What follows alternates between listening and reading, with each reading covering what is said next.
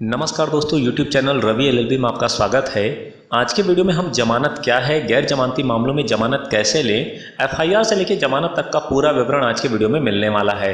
तो वीडियो को अंत तक देखिए और यदि अभी तक आपने हमारे चैनल को सब्सक्राइब नहीं किया है तो चैनल को सब्सक्राइब कर लीजिए और बेल नोटिफिकेशन को प्रेस कर लीजिए ताकि आने वाली नई वीडियो मिले आपको सबसे पहले। तो आइए शुरू करते हैं। जमानत का अर्थ यह है कि किसी आरोपी को जाँच या पेशी चलते हुए छोड़ा जाना और साथ ही भविष्य में चलने वाली पेशियों में उसकी मौजूदगी सुनिश्चित करना है।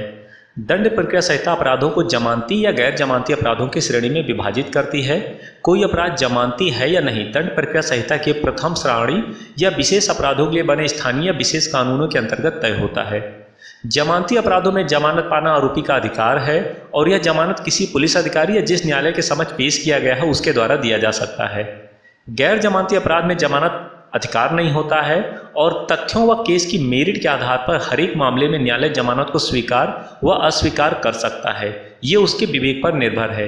कुछ ऐसी भी परिस्थितियां हैं जिन पर यदि गैर जमानती अपराध हो तो भी जमानत दिया जा सकता है, जैसे आरोपी महिला हो, बीमार हो या उम्रदराज अथवा कमजोर हो।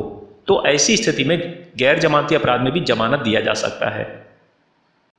जब कोई व्यक्ति किसी अपराध के कारण पुलिस द्वारा जेल में बंद किया जाता है और ऐसे व्यक्ति को जेल से छुड़वाने के लिए न्यायालय में जो संपत्ति जमा की जाती है या फिर देने का शपथ लिया जाता है उसे जमानत कहते हैं। न्यायालय में जमानत जमा कराने पर न्यायालय इस बात से निश्चिंत हो जाता है कि आरोपी व्यक्ति सुनवाई के लिए अवश्य आएगा और यदि आरोपी व्यक्ति सुनवाई के लिए नहीं आता है तो जमानत के रूप में जमा गई की संपत्ति को जब्त कर ली जाएगी। लेकिन ऐसा नहीं कि आप किसी भी अपराध में जमानत प्राप्त कर सकते हैं। जमानत के आवेदन करने से पहले ये जानना बेहद जरूरी है कि अपराध क्या है और इसे लेकर जमानत के प्रावधान क्या है। कानून के मुताबिक अपराध दो तरह के होते हैं, जमानती अपराध और गैर जमानती अपराध। दंड प्रक्रिया संहिता की धारा 2 के अनुसार जमानती अपराध वह है जो पहली अनुसूची में जमानती अपराध के रूप में दिखाया गया है। दूसरा गैर जमानती अपराध। जो अपराध जमानती है उसमें आरोपी की जमानत स्वीकार करना पुलिस अधिकारी व न्यायालय का कर्तव्य है। किसी व्यक्ति को जानबूझकर चोट पहुंचाना, उसे अवरोधित करना अथवा स्त्री की लज्जा भंग करना, मानहानि करना आदि जमानती अपराध कहे जाते हैं। गैर जमानती अपराध। दंड प्रक्रिया संहिता में गैर जमानती अपराधों को परिभाषित नहीं किया गया है, लेकिन गंभीर प्रकार के अपराधों को गैर जमानती बनाया गया है। ऐसे अपराधों में जमानत स्वीकार करना या न करना न्यायाधीश के विवेक पर होता है। आरोपी अधिकार के तौर में इसमें जमानत की मांग नहीं कर सकता। इसमें जमानत का आवेदन देना होता है, तब न्यायालय देखता है कि अपराध की गंभीरता कितनी है। दूसरा यह कि जमानत मिलने पर कहीं वह सबूतों के साथ छेड़छाड़ तो नहीं करेगा। गैर जमानती अपराधों में रेप, हत्या, लूट, डकैती, अपहरण जैसे अपराध शामिल हैं। इस तरह के मामलों में अदालत के सामने तथ्य पेश किए जाते हैं और फिर कोर्ट जमानत पर फैसला लेता है। जब कोई शख्स गैर जमानती अपराध करता है तो मामला मजिस्ट्रेट के सामने जाता है और मजिस्ट्रेट को लगता है कि मामले में फांसी या फिर उम्र कैद तक की सज़ा हो सकती है तो वे बेल एप्लीकेशन को खारिज कर देता है। लेकिन इससे कम सज़ा के प्रावधान वाले केस में केस की मेरिट के आधार पर जमानत दे सकता है। ध्यान देने वाली बात यह है कि सेशन कोर्ट किसी भी मामले में बेल की अर्जी स्वीकार कर सकता है। सेशन कोर्ट में अगर उम्र कैद या फांसी की सजा के प्रावधान वाले केस में दंड प्रक्रिया संहिता की धारा 373 के अपवाद का सहारा लेकर जमानत अर्जी लगाई गई है तो उस आधार पर कई बार जमानत मिल सकती है। लेकिन बता दें कि याचिका कोई महिला या शारीरिक या मानसिक रूप से बीमार व्यक्ति ही लगा सकता है। जमानत के प्रकार। अग्रिम जमानत। अग्रिम जमानत से मतलब है अगर किसी आरोपी को पहले से आभास है कि किसी मामले में गिरफ्तार हो सकता है तो गिरफ्तारी से बचने के लिए दंड प्रक्रिया संहिता की धारा 438 के तहत अग्रिम जमानत की अर्जी कोर्ट में लगा सकता है। अगर कोर्ट अग्रिम जमानत दे देता है तो अगले आदेश तक आरोपी व्यक्ति को इस मामले में गिरफ्तार नहीं किया जा सकता। अग्रिम जमानत एफआईआर दर्ज होने से पहले और एफआईआर दर्ज होने के बाद भी लिया जा सकता है। Regular bell. रेगुलर बेल जब किसी आरोपी के खिलाफ ट्रायल कोर्ट में मामला पेंडिंग में है तो उस दौरान आरोपी दंड प्रक्रिया संहिता की धारा 339 के तहत अदालत से जमानत की मांग कर सकता है या ट्रायल कोर्ट या हाईकोर्ट केस की स्थिति के आधार पर अपना फैसला देता है। इस धारा के अंतर्गत आरोपी को रेगुलर बेल या अंतरिम जमानत दी जाती है।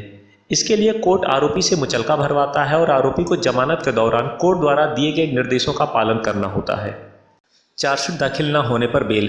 कानून में प्रावधान है कि अगर पुलिस समय पर चार्जशीट दाखिल नहीं करती है तो भी आरोपी को जमानत दी जा सकती है, चाहे मामला कितना ही गंभीर क्यों न हो। यदि ऐसा मामला दर्ज हो जिसमें 10 साल तक की सजा का प्रावधान है तो टेक्निकल ग्राउंड पर आरोपी को जमानत दिए जाने का प्रावधान है, बशर्ते जांच एजेंसी ने आरोपी के खिलाफ गिरफ्तारी के 60 दिनों के भीतर चार्जशीट दाखिल न की हो। 10 साल या उससे ज़्यादा की सजा वाले मामलों में अगर गिरफ्तारी के 90 दिनों के भीतर आरोपी के खिलाफ चार्जशीट दाखिल नहीं की जाती है तो आरोपी को जमानत मिल जाती है। वहीं माकोका जैसे मामलों में गिरफ्तारी के 90 दिनों तक, माफ करिएगा, गिरफ्तारी के 30 दिनों तक पुलिस रिमांड पर लिए जाने का प्रावधान है। ऐसे मामलों में अगर आरोपी के खिलाफ केस दर्ज है तो 10 साल से कम सजा का प्रावधान है। तो चार्जशीट दाखिल करने के लिए 90 दिनों का समय होता है। इस अवधि में चार्जशीट दाखिल नहीं होने पर आरोपी को जमानत मिल जाती है। 10 साल से ज़्यादा की सजा वाले मामलों में 180 दिन तक चार्जशीट दाखिल नहीं होने पर जमानत दिए जाने का प्रावधान है। डिफ़ॉल्ट जमानत, अगर कोई आरोपी किसी मामले में अंडर ट्रायल है और जेल में है और उस पर लगे आरोपों में जितने दिनों की सज़ा हो सकती है वो आधा या उससे ज़्यादा का समय जेल में बिता चुका है, तो दंड प्रक्रिया संहिता की धारा 436A के तहत कोर्ट में जमानत के लिए अपील कर सकता है। कुछ परिस्थितियों में CRPC की धारा 169 के तहत थाने से ही जमानत दिए जाने का प्रावधान है। गिरफ्तारी होने के बाद पुलिस थाने का इंचार्ज आरोपी व्यक्ति से बेल बॉन्ड भरवाकर जमानत दे सकता है।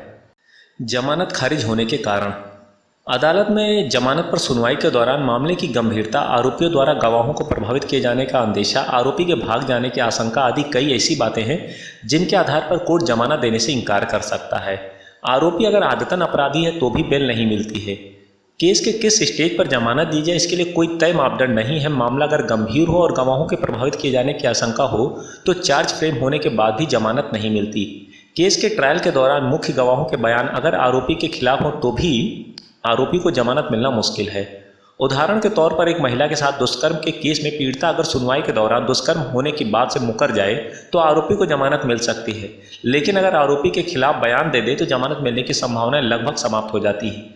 यही स्थिति दूसरे मामलों में भी है। गैर जमानती अपराधों में बेल किसे दी जाए और किसे नहीं, ये फैसला पूरी तरह से अदालत के विवेक पर निर्भर करता है। यदि आप भी किसी मामले में जमानत चाहते हैं तो आप हमारे विधि विशेषज्ञों से 7007-144-663 पर संपर्क कर सकते हैं। उम्मीद करता हूं दोस्तों आज का वीडियो आपको पसंद आया होगा। यदि वीडियो पसंद आया तो लाइक करें, शेयर करें और कमेंट करें।